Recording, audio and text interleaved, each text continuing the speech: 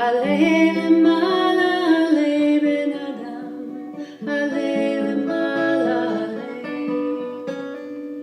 בן אדם, עלה למעלה, עלה למעלה, עלה בן אדם, עלה למעלה, כי כוח עז לך, יש לך כנפי רוח, יש לך כנפי רוח, כנפי נשרים אמירים, אל תכחש בם, כן יכחשו לך, תירוש אותם, תירוש בן אדם, וימצאו לך מיד. בן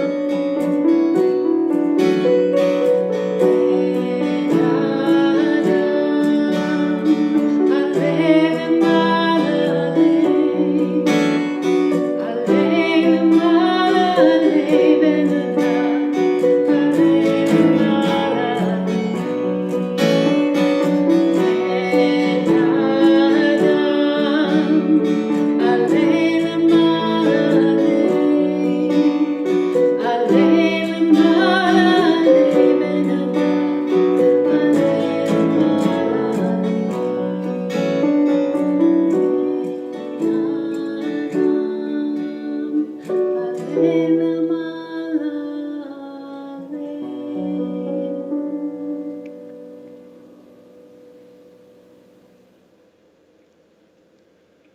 Welcome everyone, and Shabbat Shalom. So wonderful to be with you on this Shabbat.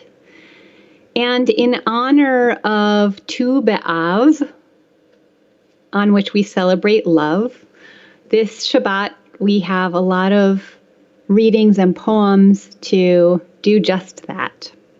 And we'll start with Love is a Verb. How are you listening? And through your listening, creating pathways to the fullest possible belonging. Love is a verb. How are you teaching?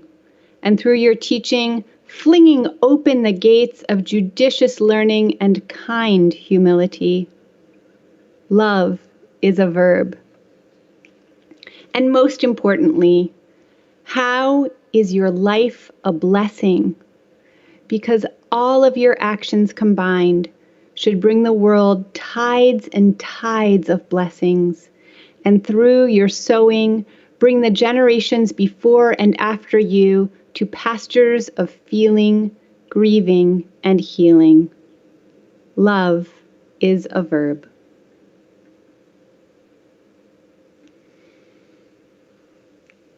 Shabbat Shalom, everyone. Here in my home, we are ready to light the Sabbath candles. So if you have candles in your home, I'll invite you to bring them out now and to join me in the blessing for lighting the candles.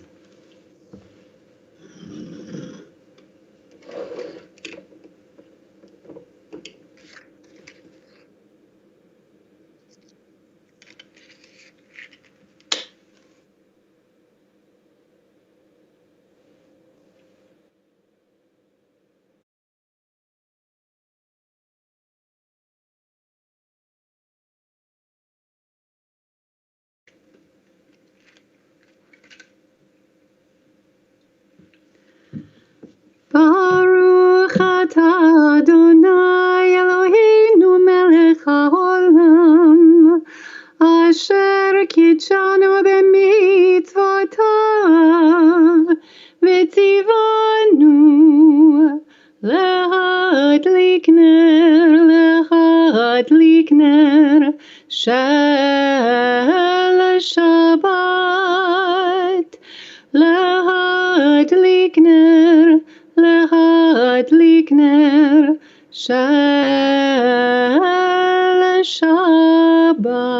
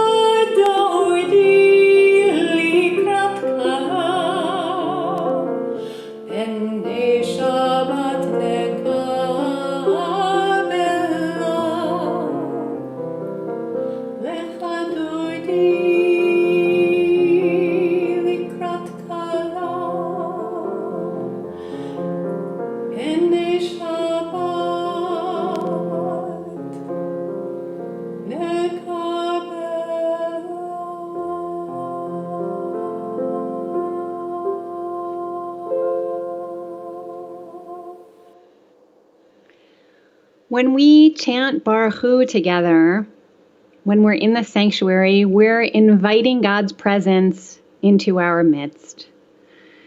And how much the more so when we are in our homes, looking at our screens, which are not always holy spaces for us, to take the time to invite the holy into this place.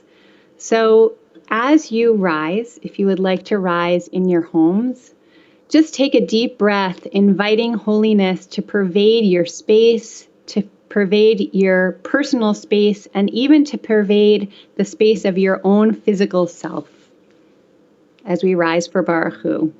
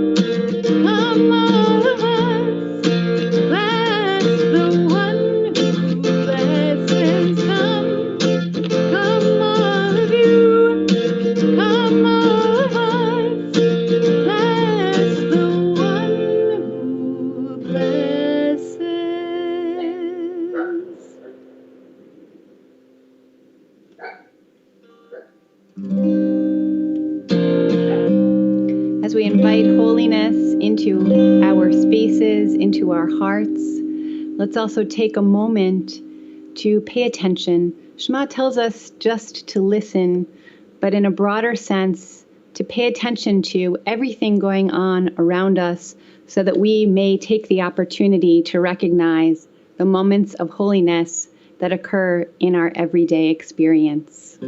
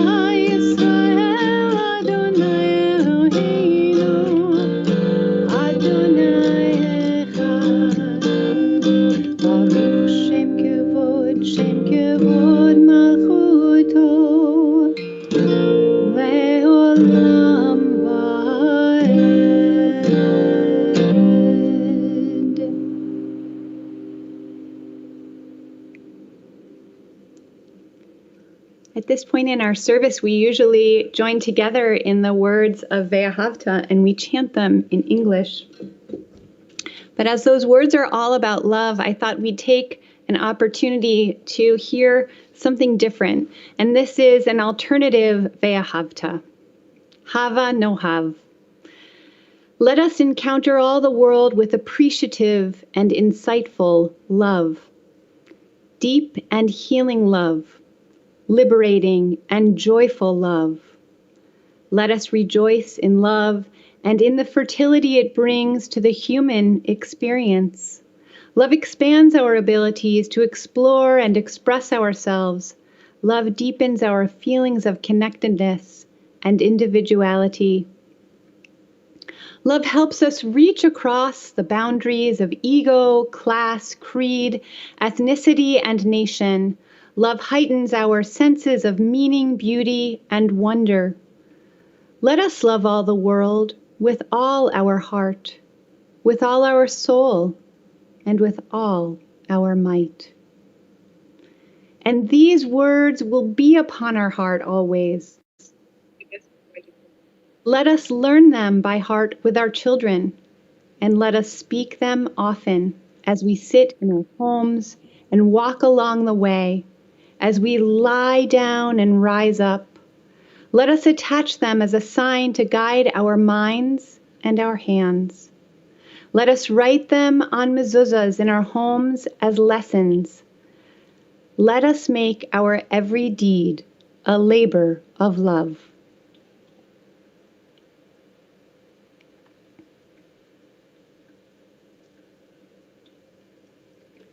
This I confess. I have taken Egypt with me. I have kept myself a slave to grief and loss, fear and anger and shame. I have set myself up as a taskmaster, driving myself beyond the limits of reasonable time and common sense. I've seen miracles from heaven, signs and wonders in my own life, yet I've taken Egypt with me, still waiting for the heavens to speak. God of redemption, with your loving and guiding hand, leaving Egypt is easy. Leaving Egypt behind is a struggle. In your wisdom, you have given me this choice, to live in a tyranny of my own making, or to set my heart free to love you, to love your people, and to love myself. God of freedom, help me to leave Egypt behind, to hear your voice, to accept your guidance, and to see the miracles in each new day. Blessed are you, God of wonder. You set your people on the road to redemption.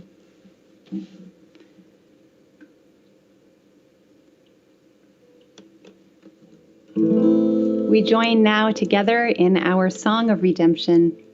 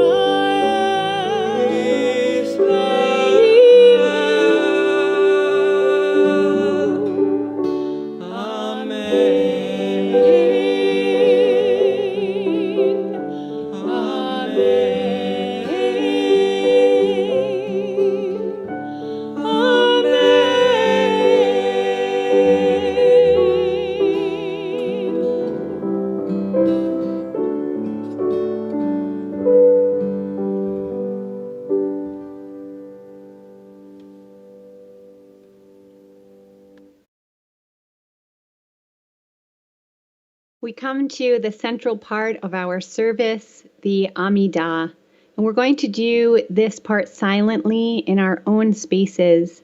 But at this time, I invite you all in your homes to share words of blessing, and especially this evening as we celebrate love, to share words of love in the chat box.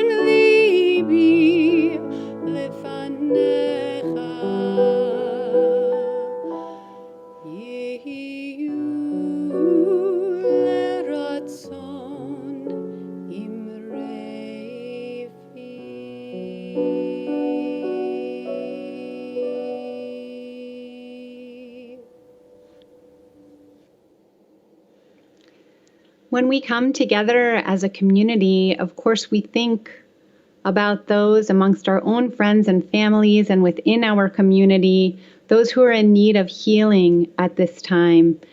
And so as we engage in these words, Misha Berach, may the one who blessed our ancestors bless us and grant us and all who we love and care about a complete healing. As we engage in those words, I'll ask you to share the names of anyone you're keeping in your heart at this time. And we ask God to grant them a complete healing of body, mind, and spirit.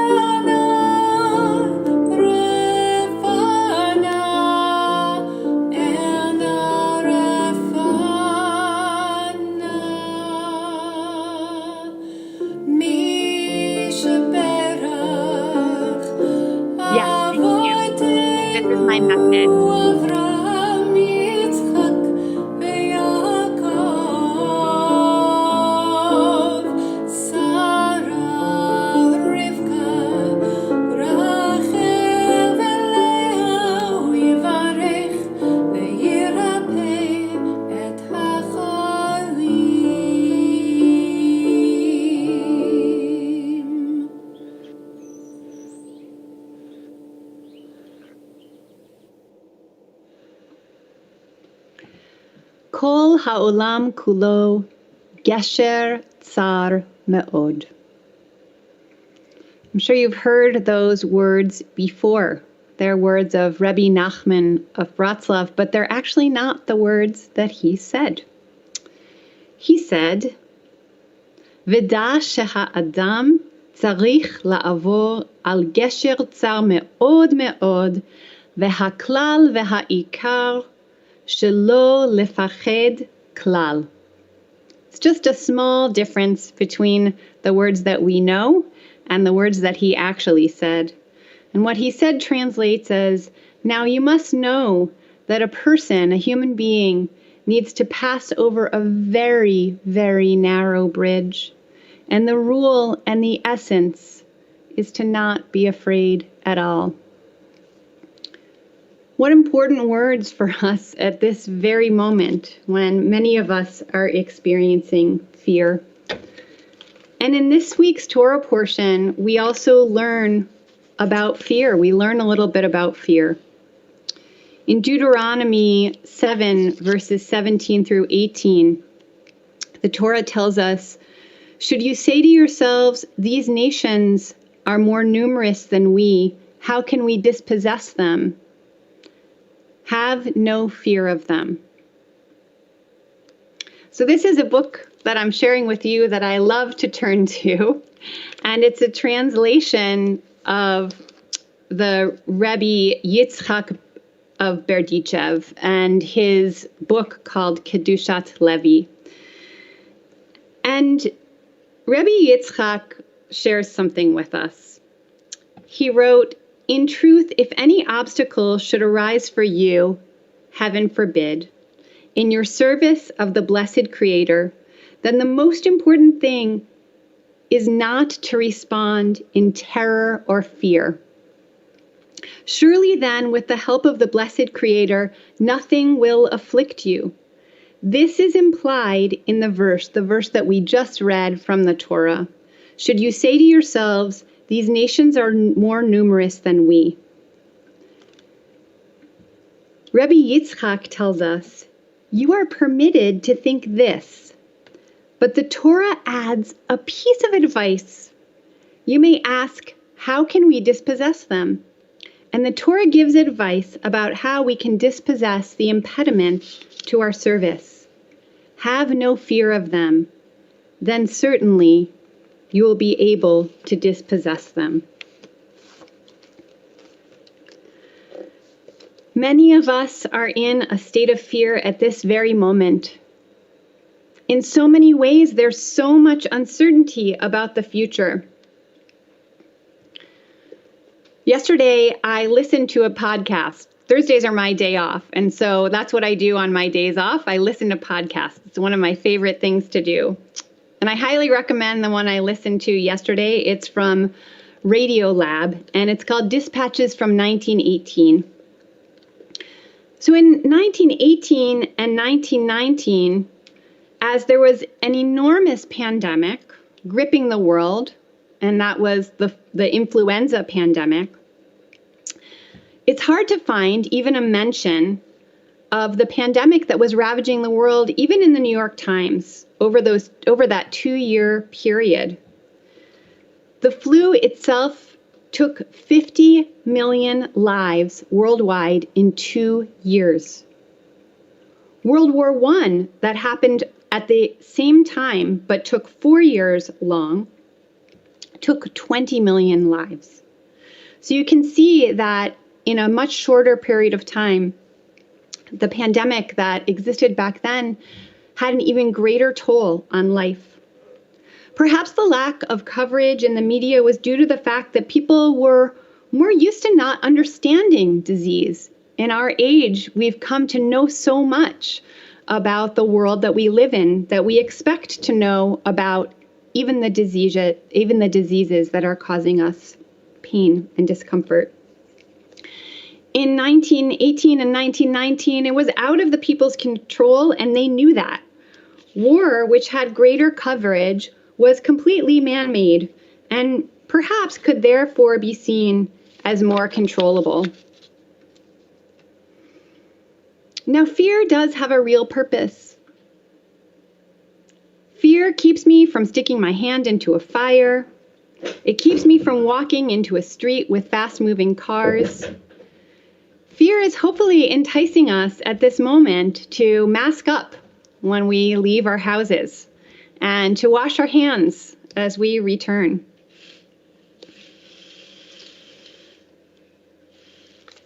But I think the kind of fear that Rabbi Yitzchak talks about can be paralyzing. And it's a kind of fear that we're told not to allow it to take over our lives. And that's what Nachman of Bratslav was teaching us as well.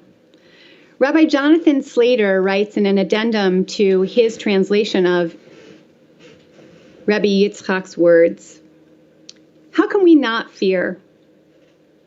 We need to slow down, to allow the obstacles, these hard feelings, to come to mind.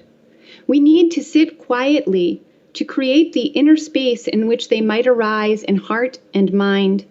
And then, paradoxically, we must allow the feelings to arise in their full force in our bodies, our hearts, and our minds. The practice, though, is not to allow these feelings to bring their associated stories along with them. Rather, to focus just on the feelings. I'll invite you to do that now. See where they sit in the body.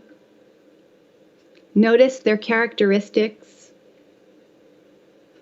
See how they change, where they arise, where they go. In meeting our feelings this way, we will learn that they need not take over our hearts and minds. They can arise and pass away without our having to engage in them.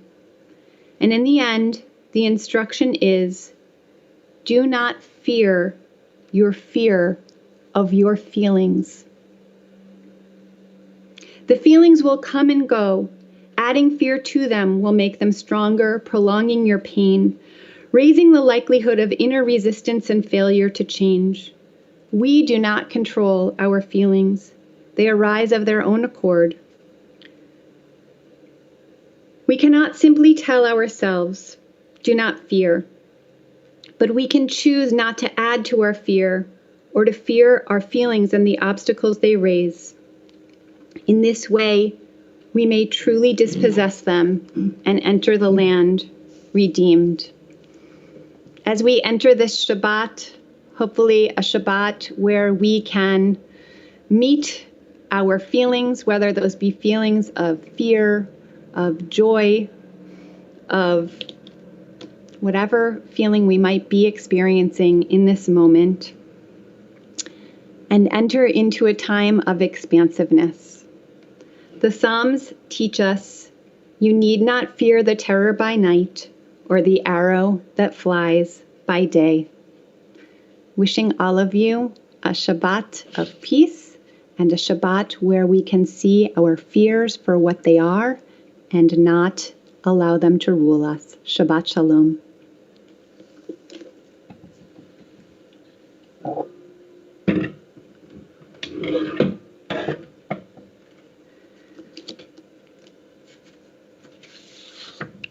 We rise now for Aleinu.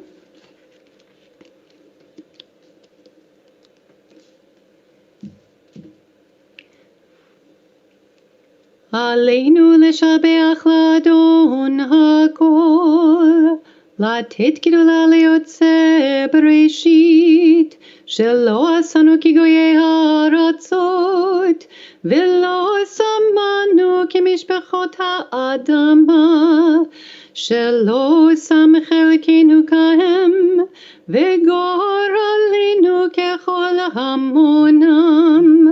ואנחנו קוראים ומשתחווים ומודים לפני מלך מלכי המלכים הקדוש ברוך הוא. ונאמר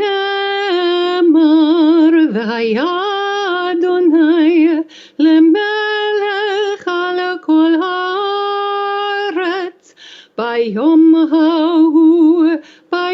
ההוא יהיה אדוני אחד ושמו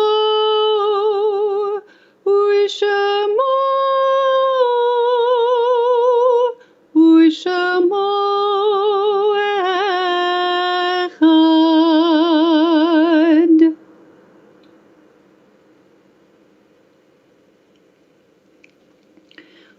We've come to that time in our service where we remember those who are no longer with us. And we begin by remembering those who we have lost in recent days, taking them into our hearts with our own. Phyllis Goldstein, wife of Percy Goldstein, Zichrona Livracha, and mother of Barbara, Carol, and Marianne.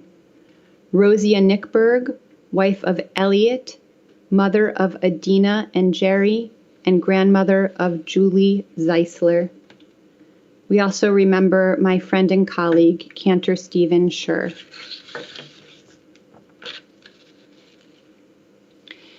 If you're remembering someone whose name is on this list or whose name is not on this list, if you're remembering someone this evening, please feel free to place their names in the chat box before we recite Kaddish Yatom, the Mourner's Kaddish.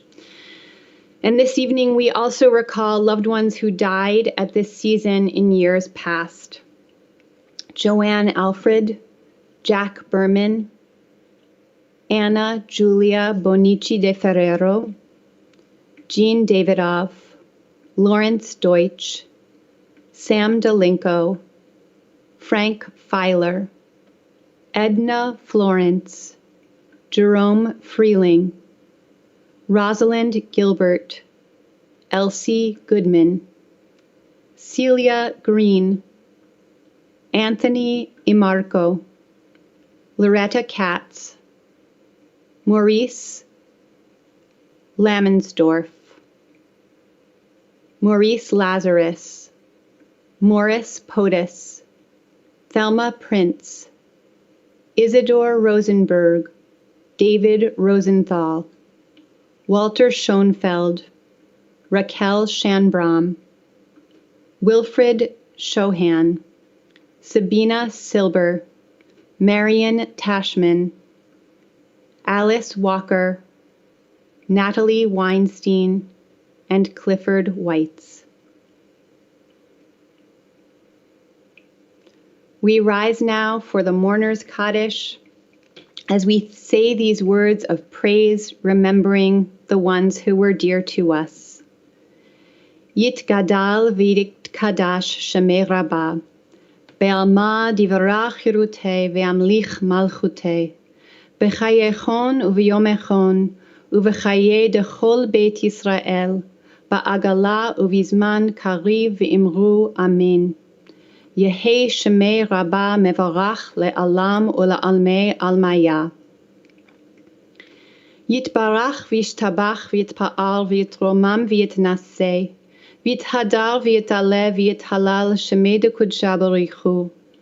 Le'ela min kol birchata v'shirata, tushbechata v'nechemata, damiran be'alma v'imru amen.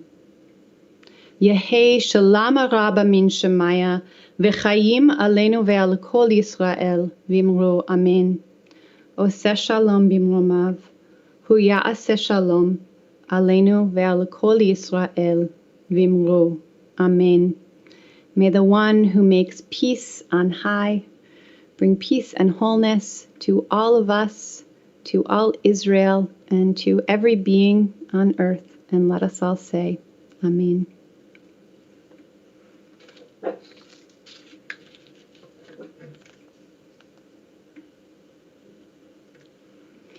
It's with great love and great happiness that I wish a very happy birthday to Michelle Schoenfeld, who will be leading us from afar in the Kiddush this evening.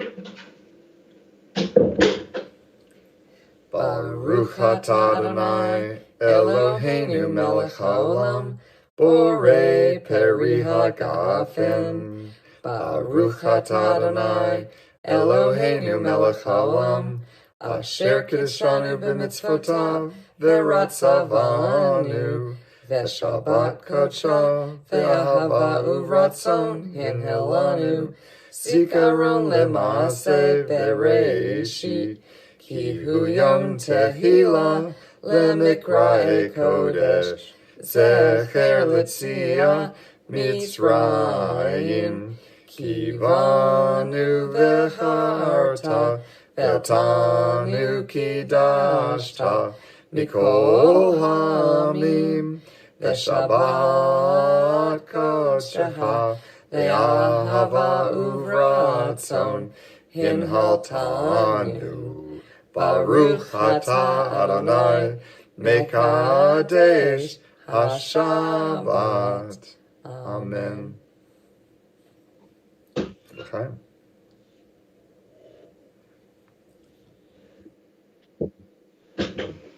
Shabbat Shalom, everyone. If you have a challah at home, you can join me now in the blessing. I left mine in the kitchen, unfortunately, but thank goodness we have a beautiful picture of one here right now to bless. Baruch atah Adonai Eloheinu melech haolam, hamotzi lechem min haaretz. Amen.